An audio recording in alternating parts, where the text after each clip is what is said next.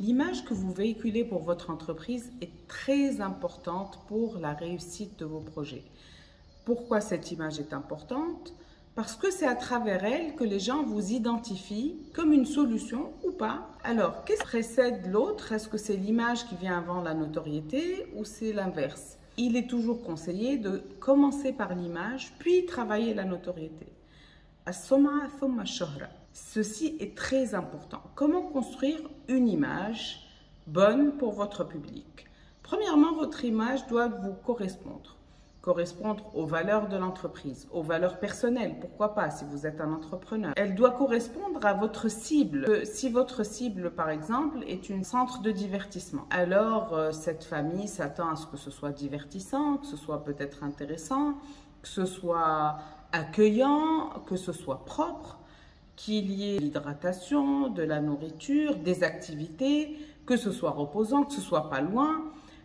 Tout ça, c'est des attributs de votre image qui vont être construites selon vous, qui vous êtes et selon votre cible. Et ce qui peut aussi aider votre image, c'est une identité forte et des marques.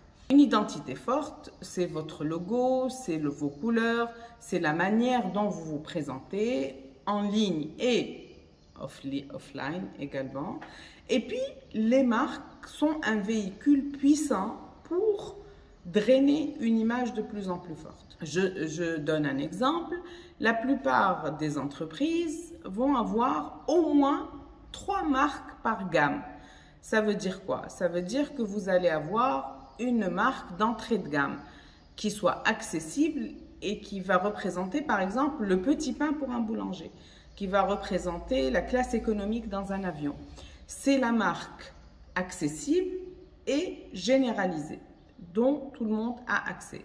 Et puis une marque un tout petit peu plus premium, c'est le millefeuille chez votre boulanger du coin, et ça peut être la classe business dans un avion. Et puis une marque first class, qui va être une marque qui va être exclusive, qui va offrir un prix élevé et un produit de très grande qualité et un accès exclusif à vos clients. Un exemple pour votre parc de divertissement, ça peut être un pass journalier, ça c'est accessible à tout le monde, un pass journalier plus Kids Club pour les parents qui pourront faire autre chose et un pass famille avec repas, divertissement, sieste pour les petits, leur lire une histoire, et les grands ont accès à un lounge où ils peuvent lire, apprendre quelque chose ou avoir un soin esthétique.